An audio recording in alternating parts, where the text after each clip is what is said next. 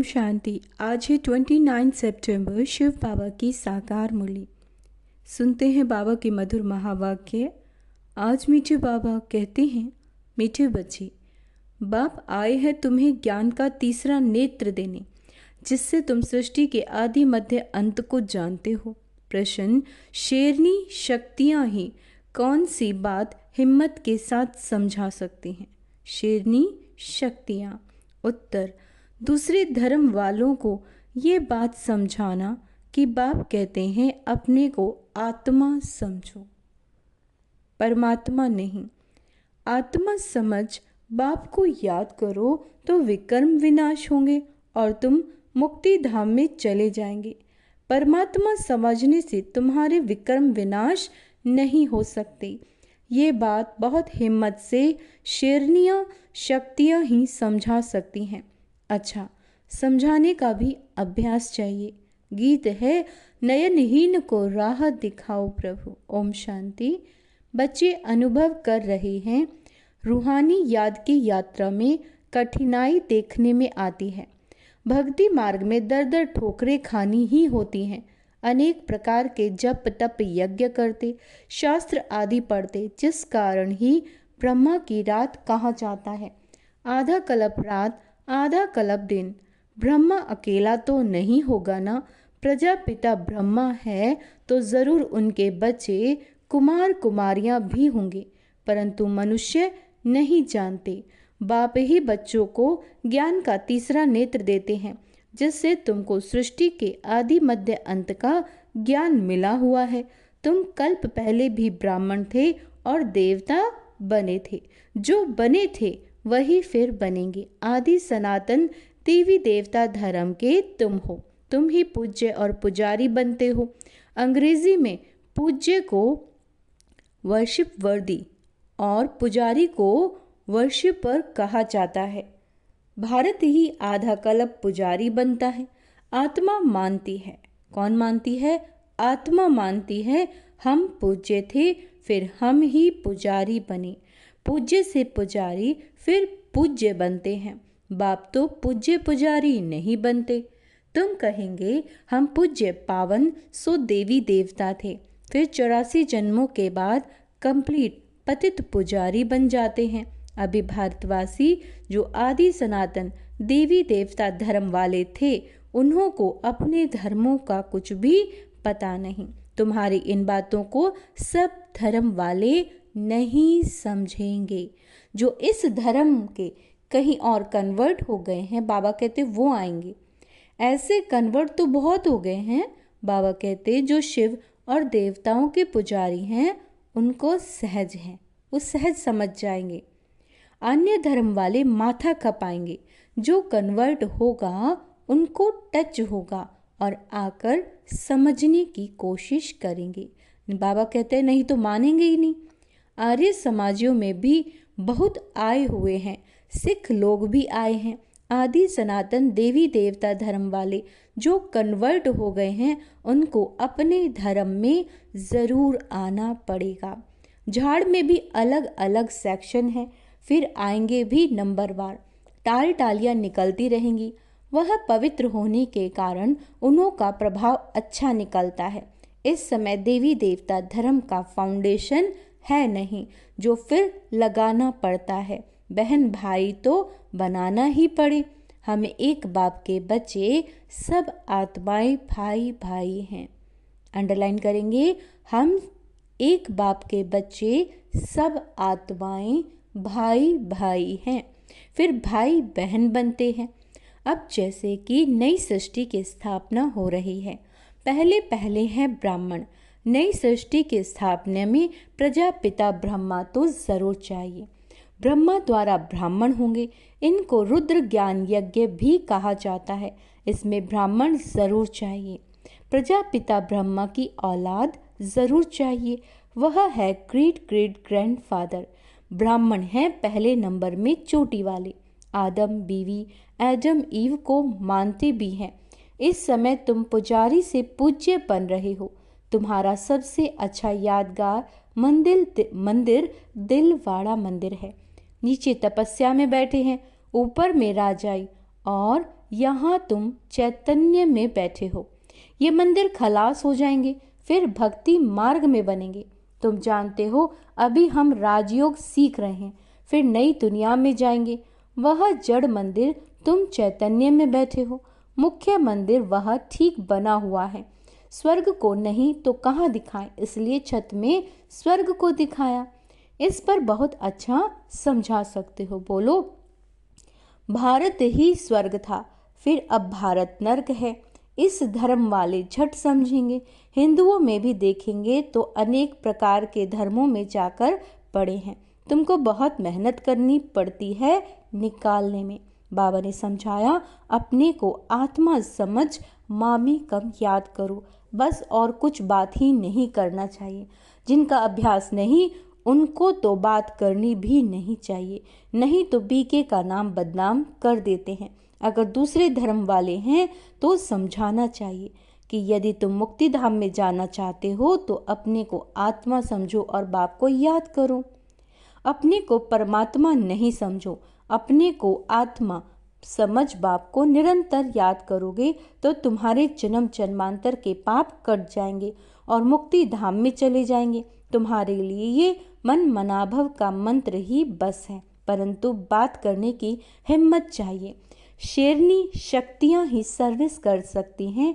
सन्यासी लोग बाहर में जाकर विलायत वालों को ले आते हैं कि चलो तुमको स्पिरिचुअल नॉलेज देवें। अब वह बाप को तो जानते नहीं, ब्रह्मा को भगवान समझ कह देते हैं इनको याद करो, बस ये मंत्र दे देते हैं, जैसे किसी चिड़िया को अपने पिंजरे में डाल देते हैं। तो ऐसे ऐसे समझाने में भी टाइम लगता है। बाबा ने कहा था हर एक चित्र के ऊपर लिखा हुआ हो शिव भगवानुवाच। अच्छा, तुम जानते हो इस दुनिया में धनी बिगड़ सब निर्धन के हैं। पुकारते हैं तुम मात पिता हम बालक तेरे। अच्छा, उनका अर्थ क्या है? ऐसे ही बोलते रहते हैं तुम्हारी कृपा से सुख घिनेरे। अब बाप तुमको स्वर्ग के सुख के लिए पढ़ा रहे हैं, जिसके लिए तुम पुरुषार्थ कर रहे हो। जो करेगा वो पाएगा। इस समय तो सब पतित हैं, पावन दुनिया तो एक स्वर्ग ही है। यहाँ कोई भी सतो प्रधान हो ना सके। सतयुग में जो सतो प्रधान थे वही तमो प्रधान पतित बन जाते हैं। क्राइस्ट के पीछे जो अनेक धर्म वाले आते हैं वह तो पहले सतो प्रधान होंगे ना।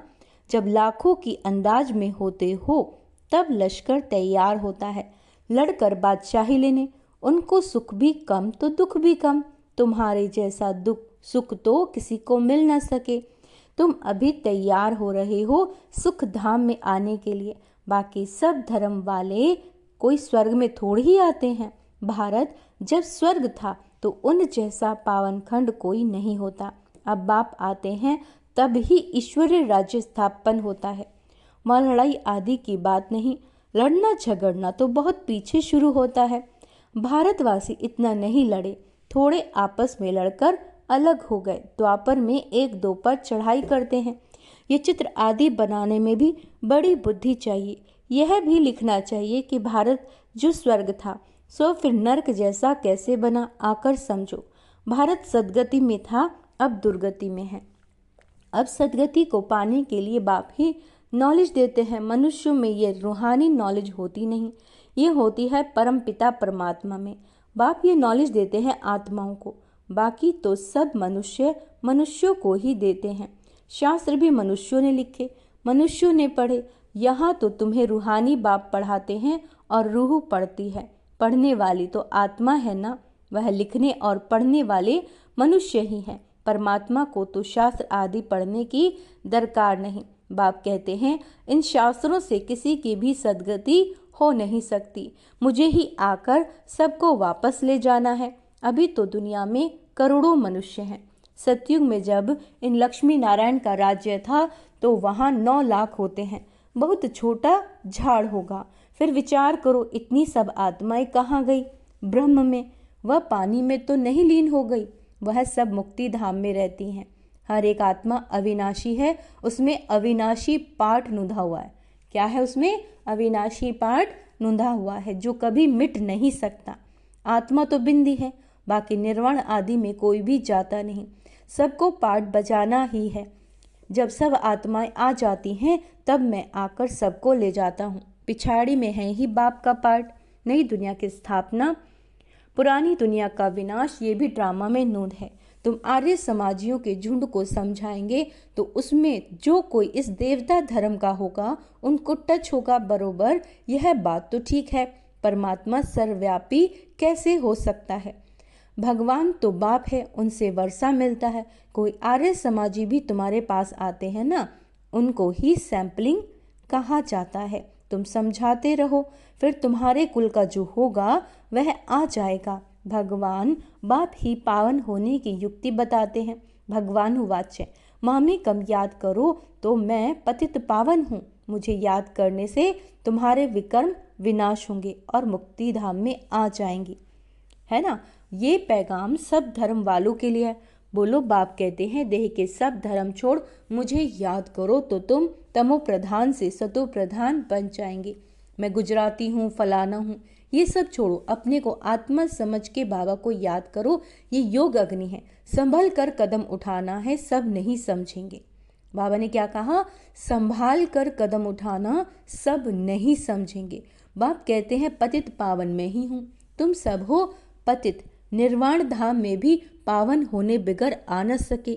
रचना के आदि मध्य अंत को भी समझाना है। पूरा समझने से ही उच्च पद पाएंगे। थोड़ी भक्ति भी की होगी तो थोड़ा ज्ञान समझेंगे, बहुत भक्ति की होगी तो बहुत ज्ञान उठाएंगे। बाप जो समझाते हैं उसको धारण करना है।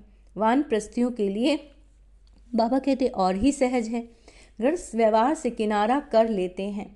वानप्रस्थ अवस्था 60 के बाद होती है, गुरु भी तब करेंगे। आजकल तो छोटेपन से ही गुरु करा देते हैं, नहीं तो पहले बाप फिर टीचर, फिर 60 वर्ष के बाद गुरु किया जाता है। बाबा कहते सदगति दाता तो एक ही बाप है, यह अनेक गुरु लोग थोड़ी ही हैं।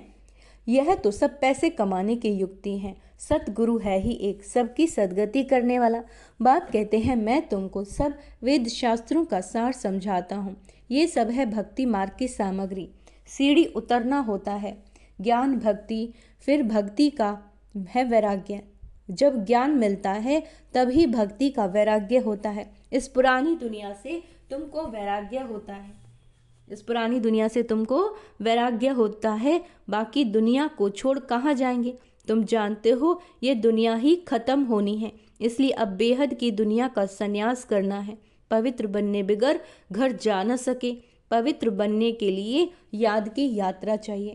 भारत में रक्त की नदियां होने के बाद फिर दूध की नदियां बहेंगी। विष्णु को भी क्षीर सागर में दिखाते हैं। समझाया जाता है इस लड़ाई से मुक्ति, जीवन मुक्ति के गेट खुलते हैं। जितना तुम बच्चे आगे बढ़ेंगे उतना ही आवाज निकलता रहेगा।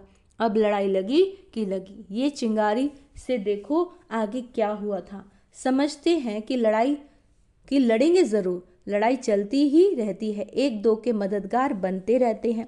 तुमको भी नई दुनिया चाहिए तो पुरानी दुनिया जरूर खत्म होनी चाहिए। अच्छा, मीठे मीठे सिक्के लदे बच्चों प्रति माता पिता बाप दादा का याद प्यार और गुड मॉर्निंग। रूहानी बाप की रूहानी बच्चों को नमस्ते। हम रूहानी बच्चों की रूहानी माता पिता बाप दादा को याद प्यार, गुड मॉर्निंग, नमस्ते मीठे बाबा। शुक्रिया बाबा, शुक्रिया। धारणा के लिए मुख्य सार, ये पुरानी दुनिया अब खत्म होनी है, इस दुनिया का संन्यास करना है। दुनिया को छोड़ कहाँ जाना नहीं है, लेकिन इसे बुद्धि से भूल जाना है। निर्वाण धाम में जाने के लिए पूरा पावन बनना है।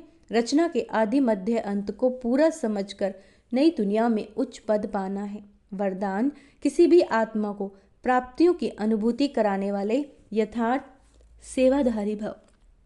किसी भी आत्मा को प्राप्तियों की अनुभूति कराने वाले यथार्थ सेवाधारी भाव। यथार्थ सेवा भाव अर्थात सदा हर आत्मा के प्रति शुभ भावना, श्रेष्ठ कामना का भाव। सेवा भाव अर्थात हर आत्मा को भावना प्रमाण फल देना। सेवा अर्थात किसी भी आत्मा को प्राप्ति का मेवा अनुभव कराना। ऐसी सेवा में तपस्या साथ साथ है। जहाँ यथार्थ सेवा भाव है वहाँ तपस्या का भाव अलग नहीं। जिस सेवा में त्याग तपस्या नहीं वह नामधारी सेवा है। इसलिए तपस्या, त्याग, तपस्या और सेवा के कंबाइंड रूप द्वारा सच्चे यथार्थ सेवाधारी बनो। स्लोगन, नम्रता और धैर्य का गुण धारण करो तो क्रोध की अग्नि शांत हो जाएगी। कौन सा गुण धारण करना है? नम्रता का और सबर यानी धैर्यता। तो क्रोध की अग्नि शांत हो जाएगी।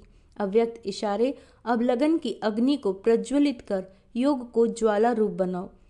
अभी निर्भय ज्वालामुखी बन प्रकृति और आत्माओं के अंदर जो तमो गुण है उसे भस्म करो। तपस्या और ज्वाला स्वरूप याद, इस याद द्वारा ही माया प्रकृति का विकराल रूप शीतल हो जाएगा। आपका तीसरा नेत्र ज्वालामुखी नेत्र माया को शक्तिहीन कर देगा। अच्छा, ओम शांति। तो आज क्या करना है? आत्मा समझ परमात्मा को याद करना है, नम्रता का गुण धारण करना है, धैर्यता का गुण धारण करना है और सभी के प्रति शुभ भावना रखनी है और बुद्धि से इस विनाश होने वाली दुनिया को भूल जाना है। बाबा कहते हैं आदि मध्य अंत को पूरा समझो, यानी 5 स्वरूपों का अभ्यास करते रहो। अच्छा, ओम शांति।